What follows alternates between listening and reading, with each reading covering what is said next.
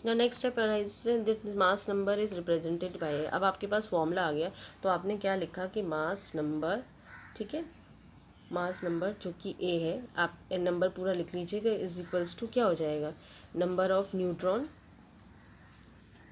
Plus number of protons, ठीक है। या शॉर्टकट में अगर आप लिखना मांगे पर आप पूरा लिखिएगा, P is equals to N, sorry A is equals to N plus P, ये आपका मास नंबर की वैल्यू हो जाती है। अब आप जो चाहें वो निकाल सकते हैं। अब सपोज करो आपको यहाँ से एन निकालना है, न्यूट्रॉन की वैल्यू निकालनी है, तो आपको क्या कर देना, मास नंबर माइनस प्रोटॉन कर देना है। अगर इस केस में अगर आपको प्रोटॉन तो वैसे आप एटॉमिक नंबर से निकालेंगे, लेकिन फॉर एग्जाम्पल आपको यहाँ से भी निकालना हो तो आप निकाल सकते हैं। तो these two formulae you have to remember, इसको आप इलेबरेट कर लीजिएगा, number of neutrons is equals to mass number minus number of protons. So this way, now let's come to the numerical part of it. Now I have given you this example. यहाँ मैंने एक alphabet use करा है ए से कोई ऐसा element नहीं है, ये एक्चुअली जो है atomic number mass number, this is for calcium, but I have given you in alphabet, so you so that you should remember A to Z any alphabet can be used in place of an element, ठीक है। They will give you the atomic number mass number. Now first of all you write down what is given to you. Atomic number is given to you, how much, Z की value आपको कितनी दी रखी है, 20। अब तो आपको मालूम है किसको क्या लेना है। Mass number they have given you जो कि ए है, दैट इज़ इक्वल्स टू 40। अब यहाँ पे आपको सपोज करो टीचर क्या सब निकालना है, प्रोटॉन भी निकाली, न्यूट्रॉन भी निकाली, इलेक्ट्रॉन भी निकाली, तो आप कैसे निकालेंगे। So let's focus on the first part, atomic number. You will write down the formula, atomic number Z is equals to क्या है, number of protons is equals to number of electrons. तो आपके पास एटॉमिक नंबर कितना दिया है इन्हें, 20। अब proton भी कितना हो जाएगा, 20, और इलेक्ट्रॉन भी कितना हो जाएगा, 20। तो this way you have calculated the number of proton as well as the number of electrons. अब आपको क्या निकालना है, न्यूट्रॉन निकालना है, क्योंकि आपको मालूम है ना सब atomic part electron proton neutrons हैं। So I want to calculate the neutron. तो मास नंबर आपको मालूम है ए से रिप्रेजेंट करते हैं, जो कि होता है number of protons plus number of neutron, ठीक है। अब आपको तो मालूम है कि न्यूट्रॉन आपको निकालना है, तो आपको क्या कर देना है, ए माइनस पी कर देना है। आपने फॉर्मूला लिखा, अब ए की वैल्यू आपकी कितनी गिवन है, 40, ठीक। मास नंबर आप देख ही चुके हैं 40, माइनस प्रोटॉन आपने निकाला हुआ है 20, तो न्यूट्रॉन आपका कितना निकल आएगा, 20। So neutron will be equal to your 20। So this way you can calculate the protons, electrons as well as your neutron. अब suppose I have given you some other element, ठीक है, एक्स दिया रखा, 9 और 19 दिया रखा। अब आपको तो मालूम है कि यहाँ पे 9 क्या है आपका एटॉमिक नंबर, मास क्या है आपका 19, फॉर्मूला हमने पुराने ही लिखे हुए हैं। अब आपको एटॉमिक नंबर मालूम है कितना था, 9 हमारा, तो आपने यहाँ 9 लिखा, वही कितने बराबर हो जाएगा, प्रोटॉन के बराबर, वही कितना हो जाएगा आपका इलेक्ट्रॉन के बराबर। अब यहाँ पे देखिए मास नंबर, सेम फॉर्मूला हमने लिखा हुआ है, मास नंबर आपने अभी लिखा है 19, तो 19 माइनस 9 आपका प्रोटॉन कितना हो जाएगा, 10। So this way you can easily calculate your electron, protons and neutron. I have shown you two examples. ज़रूरी नहीं है कि वो अल्फ़ाबेट से, हो सकता है ये ओरिजिनल एलिमेंट फ्लोरीन है, एफ है, तो आप वो दे सकते थे। It's depend on them what they are giving to you. Next that is electrons. Electrons जो होते हैं आपको पता है, they are present outside the nucleus and revolve in around it, जो कि ऑर्बिट या शेल होता है, यू नो इट, ठीक है।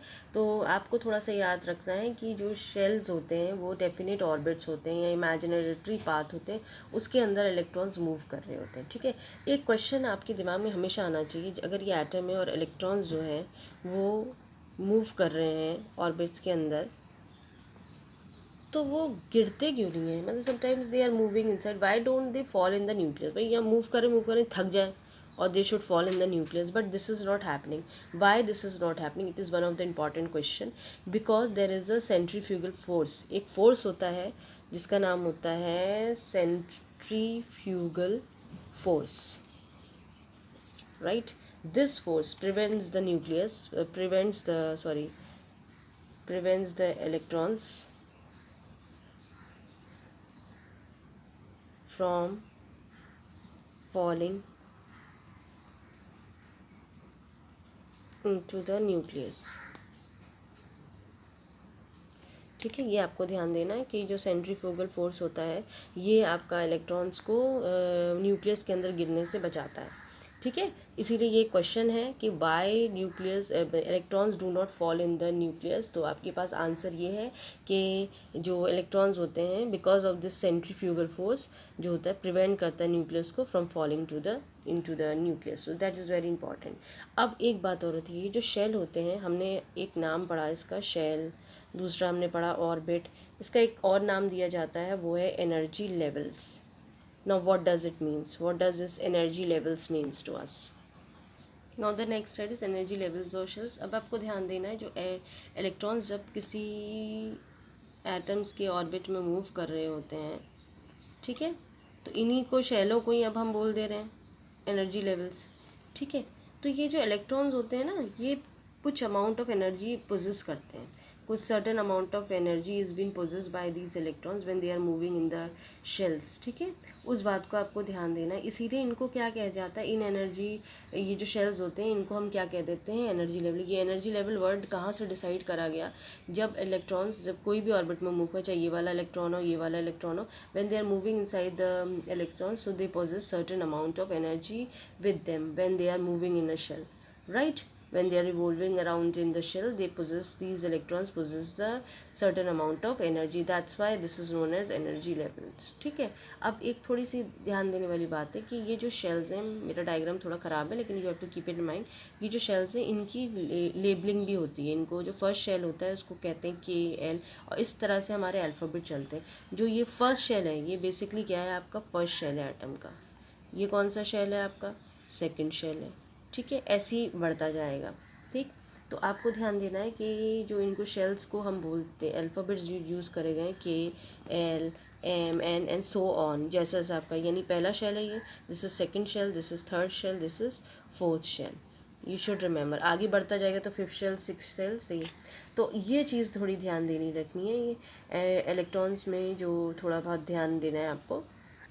जो इलेक्ट्रॉन्स होते हैं, जो फर्स्ट शेल के इलेक्ट्रॉन्स, उनके पास सबसे कम एनर्जी होगी, they possess minimum amount of minimum energy in the first shell. लेकिन जैसे जैसे आप बढ़ते जाएंगे, इनकी इलेक्ट्रॉन जो K शेल में होगा उसकी एनर्जी, जो L शेल में होगा उसकी एनर्जी K से ज़्यादा होगी, M में आएगा तो वो इन दोनों से ज़्यादा होगी, meaning increasing order of energy चलती है।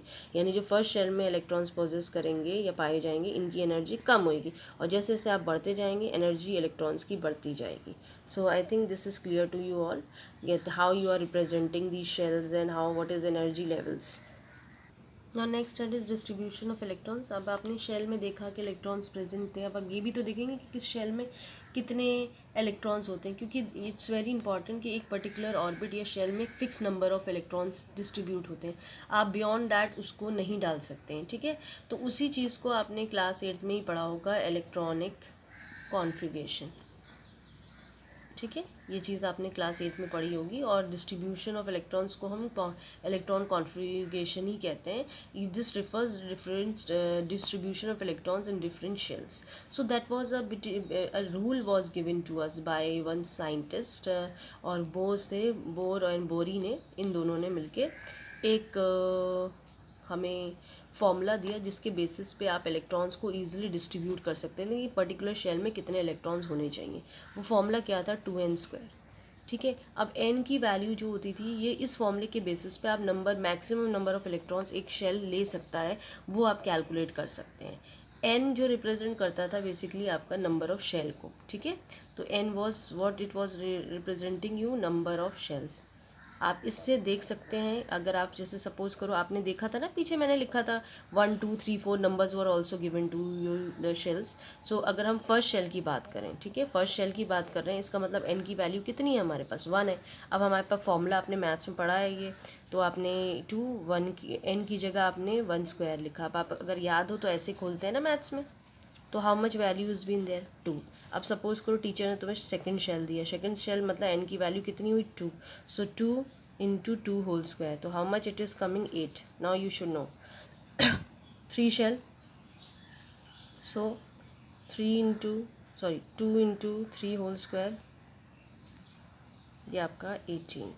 4 शेल की बात करें आप, 32।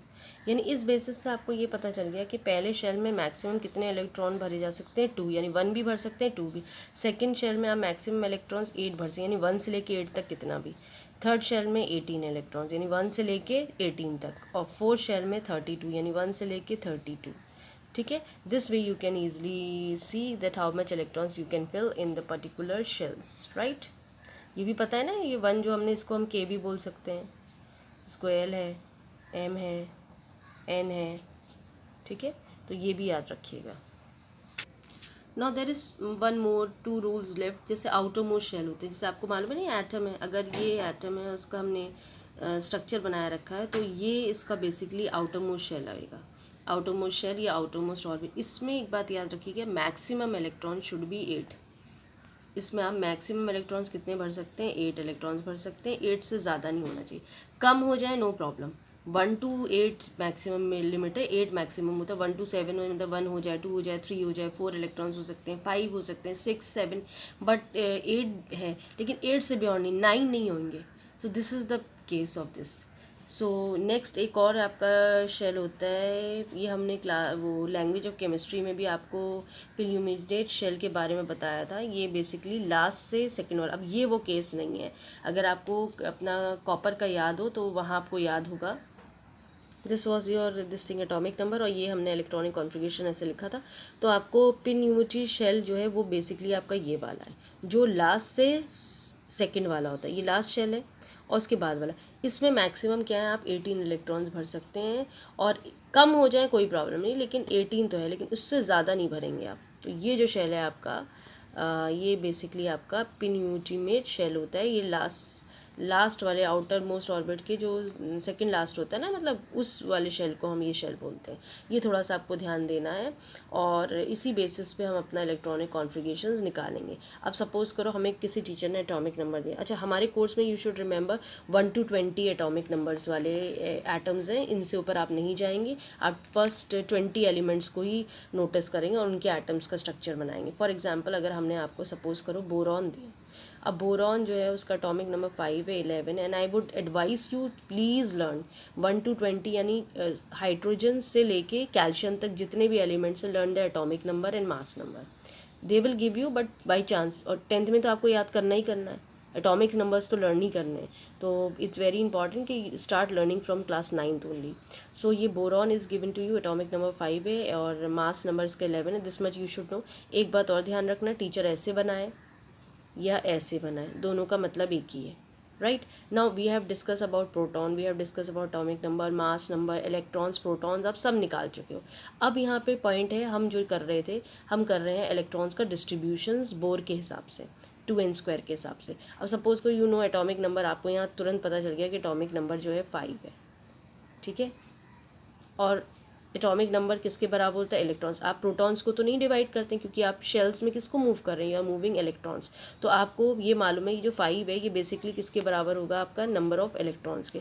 तो आप इलेक्ट्रॉन्स को लेके चलेंगे, ठीक है। पहले आप एटॉमिक नंबर लिख लेंगे, मैं यहाँ से लिख दे रही हूँ कि आपको पता होना चाहिए कि atomic number is equals to number of protons is equals to number of electrons. तो जो इसकी 5 वैल्यू है, ये इसकी 5 वैल्यू होगी, इसकी 5 वैल्यू। अब हमें पता चल गया कि नंबर ऑफ इलेक्ट्रॉन्स हमारे पास कितने हैं, 5 है, और 5 ही का हमें इलेक्ट्रॉनिक कॉन्फ़िगरेशन निकालना है। Let focus on it. Now let's focus on it. ये तो पता चल गया इलेक्ट्रॉन्स कितने, 5 है, 5 को ही शेल्स में, हमें 5 इलेक्ट्रॉन्स को शेल में मूव करना है। अब बोर का आपको मालूम था ना 2n²। अब n की पहले उसमें कितना था, थोड़ा याद कर लीजिएगा, ये नहीं कि सॉल्व कर रहे हैं, कुछ याद कर लीजिएगा, समझ लीजिए, ताकि आपका टाइम सेव हो। तो n is equals to first shell में आपका जो था, जो फर्स्ट शेल थे उसमें इलेक्ट्रॉन्स 2 थे, n is equals to 2 shell में आपके 8 इलेक्ट्रॉन्स थे, n is equals to 3 is equals to 18। इससे ज़्यादा नहीं ले रहे हैं क्योंकि आगे हमें रिक्वायर्ड नहीं, हम ये 3 को ही फोकस कर रहे हैं। Now let's focus. पहले शेल में कितने मैक्सिमम इलेक्ट्रॉन्स होने चाहिए, 2 आपने लिख दिए, 5 है, 5 minus 2 how much is remaining, 3। तो सेकेंड शेल में आपके कितने बचेंगे, 3। This thing you have to understand. आप ये रखेंगे और इससे डिसाइड करेंगे कि कैसे भरना है। तो पहले शेल में उठा के 2 रख दीजिए, क्योंकि इसका एटॉमिक नंबर 5 है। तो 5 माइनस 2 करेंगे तो लास्ट शेल में आपके 3 इलेक्ट्रॉन्स। अब फॉर एग्जाम्पल हाइड्रोजन है, उसका एटॉमिक नंबर तो 1 है। यहाँ पे तो पहले शेल में आप 2 लिखेंगे नहीं, क्योंकि its atomic number is what, 1, तो इलेक्ट्रॉन भी 1 है। तो इसके फर्स्ट शेल में कितने इलेक्ट्रॉन्स आएंगे, 1 electrons. Clear to you. Let's focus on other element. जैसे अब सपोज करो हमने आपको फ्लोरीन दिया, फ्लोरीन इज़ 9, ठीक है। फर्स्ट शेल में कितने इलेक्ट्रॉन्स है, 2।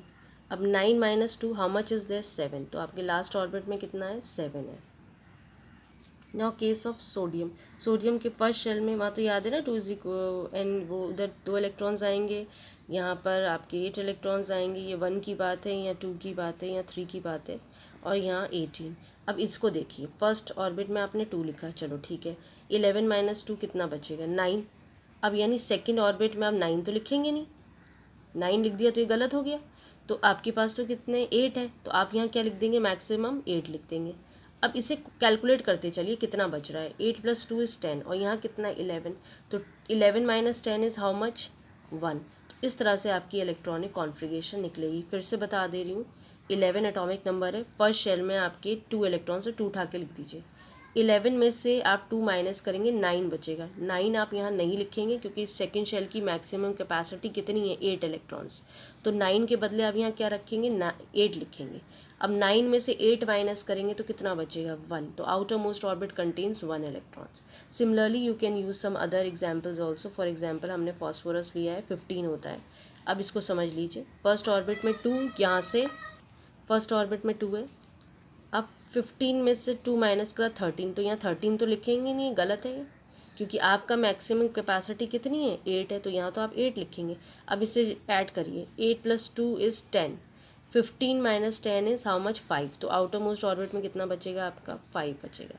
This way you will write down your electronic configuration, not this way. ये गलत कॉन्सेप्ट है और ये राइट तरीका है। आप ये लिख लीजिएगा साइड पे ताकि आपको समझ में आए कि आप कितना कितना आपको पुट करना है इलेक्ट्रॉन्स को। Argon, now again you can understand how to do it. Argon में फर्स्ट ऑर्बिट में 2 होंगे। अब 18 में से 2 माइनस करें तो 16 बचे। 16 तो यहाँ लिखेंगे नहीं क्योंकि 16 क्या है, वो तो गलत हो जाएगा। आप अपने इस पे फोकस करिए, पहले आपने 2 लिखा फिर आपने 8 लिख दिया, कोई प्रॉब्लम नहीं है ना, बड़ा नंबर है। अब ये 10 हो गया, 18 माइनस 10 इज़ हाउ मच 8, तो आउटर मोस्ट ऑर्बिट में आपका कितना आएगा 8 इलेक्ट्रॉन, ये करेक्ट वे है। ठीक, अब कुछ और देखिए, सपोज़ फॉर एग्जांपल हम अपना फोकस करते हैं क्योंकि कुछ ऐसे, ये तो 3 का है, कोई ऐसा इशू नहीं है, but let's come towards this part. Sulphur को भी देख लेते हैं, 16 है। अब ये समझ में आ जाएगा ना, 2 है, यहीं से उतारा 8 10 हुआ, 10 में से 16 में से 10 माइनस करी, you got 6। So this is the correct way. कुछ और एलिमेंट्स है जैसे पोटाशियम, इसका थोड़ा ध्यान दीजिए क्योंकि ये 19 है। ठीक है, केस ये है कि आपने पहले तो 2 लिखा क्योंकि आपकी ये 2 तो आप क्लियर हो चुके हैं। अब देखिए 2 + 8 is 10, 19 minus 10 is how much 9, पर ये गलत वे है, इसको इस तरह से नहीं लिखते हैं क्योंकि अब आप कहेंगे मैम देखिए आउटर मोस्ट ऑर्बिट में तो 18 इलेक्ट्रॉन है, हम यहाँ 9 लिख सकते हैं, लेकिन कुछ ऐसे एग्जाम्पल्स हैं उनको हम इस तरह से नहीं लिखते हैं।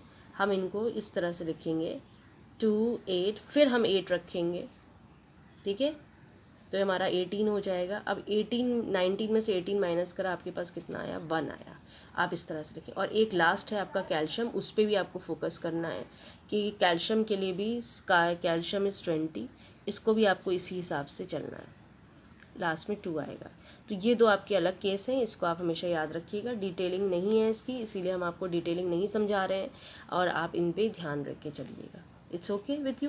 So this way you can calculate the electronic configurations, number of protons, number of electrons. So it is my request to all of you that from atomic elements having atomic number from 1 to 20, practice how to calculate the number of protons, electron, neutrons, या mass number निकालना है या atomic number निकालना है या electronic configuration निकालना है, वो सब आप करिए।